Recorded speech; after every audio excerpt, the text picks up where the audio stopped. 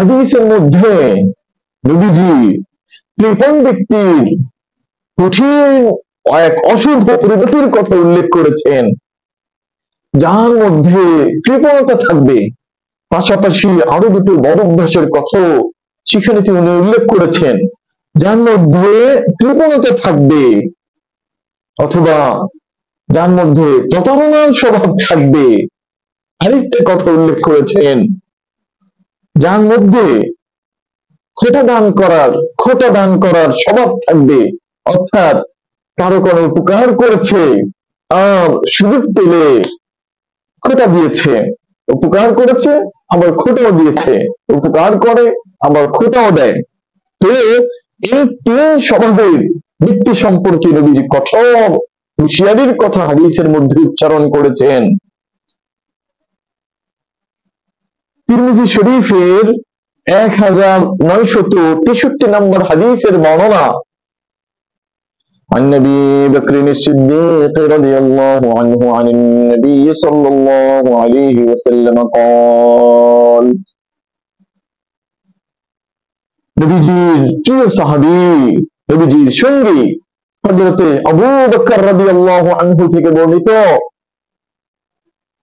নবীজি বলেন, লা ইয়াদখুলুল জান্নাতা খিব্বুন ওয়ালা বাখীলুন ওয়ালা মান্নান। প্রতারণাকারী, কৃপণ এবং উপকার করে খোটা দানকারী ব্যক্তি জান্নাতে প্রবেশ করবে না। নাউযুবিল্লাহ।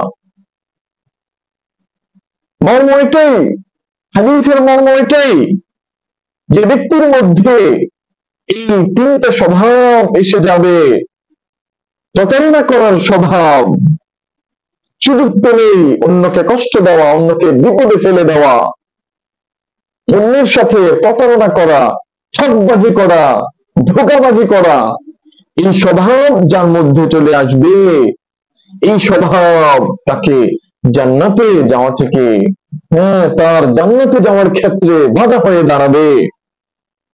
আবার যার মধ্যে কৃপণতার স্বভাব থাকবে, এই স্বভাবও জান্নাতে যাওয়ার ক্ষেত্রে অন্তরায় হবে, বাধা হবে, প্রতিবন্ধকতা হবে। 3 নাম্বার, যে অন্য উপকার করে সুযোগ পেলে খোটা দেয়, সুযোগ পেলে মানে কষ্ট দেয়, তোর এই উপকার করেছে না, তোর জন্য এটা করেছি না, ওটা করেছি না, সুযোগ পেলে এভাবে খোটা দেয়, মানুষকে ছোট করে ফেলে। তো যার মধ্যে এই স্বভাবও থাকবে, এই স্বভাব তার জান্নাতে যাওয়ার ক্ষেত্রে অন্তরায় হবে, প্রতিবন্ধক হবে।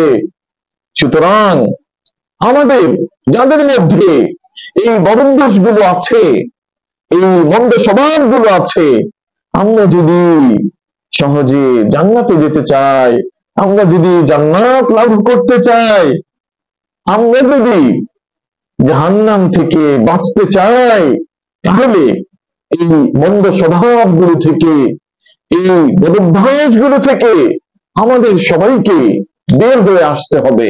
আল্লাহ পাক আমাদের সবাইকে তৌফিক দান করুন।